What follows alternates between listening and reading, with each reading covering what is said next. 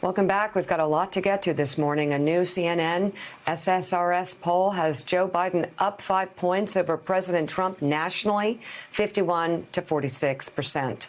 That includes a 15-point lead among voters 65 and over. Trump won that voting group over Clinton in 2016 by 7 points, according to exit polls. A new internal poll in Georgia shows Joe Biden and President Trump in a dead heat in that state. The poll, conducted by Public Opinion Strategies, commissioned by a political action committee supporting Georgia Governor Brian Kemp, shows Joe Biden and Donald Trump separated by 1 point, 47 to 46%. I'll tell you what, that polling out in Georgia is so suspect, Willie, because Public Opinion Strategies has only been like one of the top Republican pollsters for years. They were my pollster, by the way. Been doing it for a very long time. They usually get those races right. But Willie, somebody said yesterday, you can't really trust Georgia. I mean, a lot of libtards down there. That's a left-wing coastal elite state. Actually, it's the second state, the second poll in a row, that Donald Trump is basically tied in Georgia. We saw the Dallas Morning News poll last week that showed Donald Trump, or was that this week, tied in Texas. Like, he's losing poll after poll after poll. And here's a news flash. And Donald, I know you hate it when I tell you the same thing over and over and over and over and over and over and over again. Please don't tweak them. I'm gonna say again, Donald. I'm gonna say again, Donald. These senior citizens that you're lying to, you're putting their lives at risk. Well, they know it.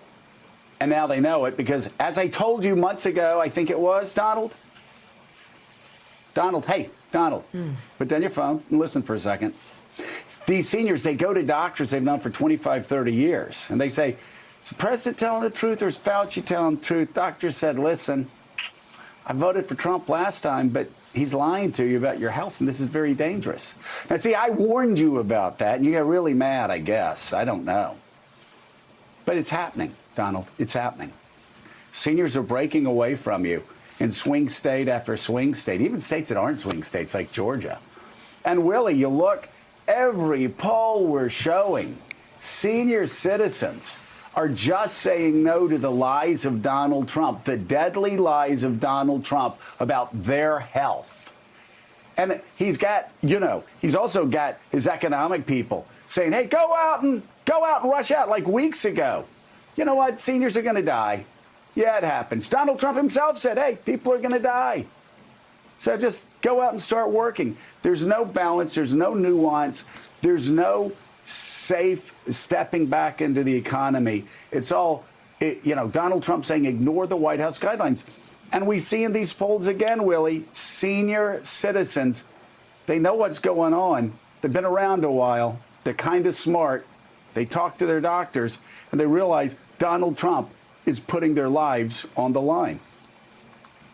Yeah, and it's affecting either them or someone they know. We saw that poll a couple of days ago in Wisconsin, a 20-point spread for Joe Biden among older voters, and this CNN poll has it at 15 points nationally among voters 65 and older. What's also interesting is President Trump's, because he doesn't have the economy to lean on, which was going to be the theme of his reelection campaign, he's now moving toward, and there's been a lot of reporting in the last couple of days on this, a campaign theme against Joe Biden, that Joe Biden is old and doddering because he's 77 years old. He'll be 78 on Inauguration Day. Donald Trump, 1 month from today, Jonathan Lemire, turned 74 years old. We don't need to roll out the clips of his presentation often to show that it's equally doddering many times to Joe Biden's. Is that an effective campaign theme, number one, given his comparison on that matter to Joe Biden, but number two, given his standing with older voters, which is slipping in the middle of this pandemic? The Trump campaign thinks it is. They've been laying the groundwork for this for months. The tweeted clips, the videos, the president calling Joe Biden sleepy and so on. Although, of course, living in glass houses seems to be the warning here for that particular line of attack. What the Trump campaign is also really leaning into and this is another one that feels like rubber and glue might be the best analogy, is really trying to lean into Joe Biden's ties to China. So yeah, when he was vice president, that he was too soft on China in terms of he was President Obama's point person to Asia, suggesting that he supported a lot of sort of global trade deals that were beneficial for other countries and hurt some of the manufacturing and factories in the Midwest. They leaned into that in 2016 as well. Obviously, the president, as has been well documented on this show, has also been very full of praise for China and Xi Jinping, the leader there, for its handling of the pandemic in the early stages. He has since, of course, has become quite critical of that. But the Trump campaign has been saying in recent days that as they've leaned into that ad, they've unleashed some attack ads. They're seeing some movement there. They're seeing some room to grow there because they feel like right now there's not much they can do to sort of improve the president's standing among voters. They need to focus, therefore, on driving down Joe Biden's standing with voters. Senior citizens, a real concern. Their polling, their internal polling shows real slippage there. They know they can't afford that. Seniors really supported the president last time around.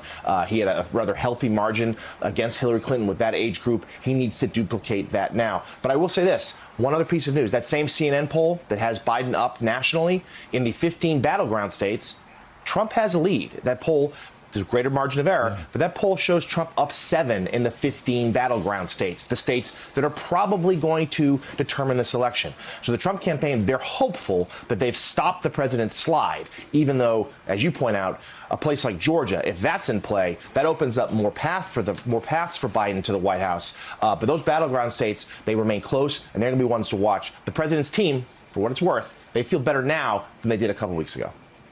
Well, they clumped together 15 states. You look at every individual state poll that we've shown, whether it's Wisconsin, Biden's ahead there. Michigan, Biden's ahead there. Florida, Biden's ahead there. Pennsylvania, Biden's ahead there. Georgia, in this poll, Biden's ahead there. Tied in another Georgia poll. Tied in Texas. Arizona's tight. The Senate for Republicans slipping away by the day, they think.